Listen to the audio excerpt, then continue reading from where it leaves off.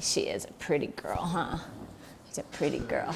While puppies are still figuring out what's what in life, Belle now at least knows when something just isn't right. Yeah, the dogs were barking, the dogs were alarmed. Early this morning, Belle and her owners in Eagle Mountain felt another earthquake. It's super unsettling because you don't know if this is, foreshadow of a great catastrophe to come, or if it's just, the earth settling a little bit. Ashley, Sylvia, and her husband are now wondering the same thing. That earthquake was centered pretty much right where they live in Bluffdale and woke them up. We both just reached out and grabbed each other oh, here it is again, because it was the second time that it's woken us up. Only this time, she remembered she had a home security camera rolling, so she checked it and couldn't believe the sound of when the earthquake hit.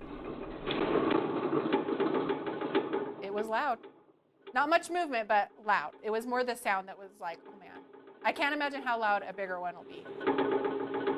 And it's that big one many have been saying to prepare for, especially with all the earthquakes that have been happening in the Bluffdale area the past couple of weeks. Yeah, I'd say one of the most common questions that we're getting is, what do all of these earthquakes mean? And unfortunately, our answer is, we don't know what they mean. Joe Doherty is the spokesman for Utah's Division of Emergency Management and says if nothing else, these quakes are a reminder it's a good time to prepare. For a lot of people, they felt their first earthquakes this very month.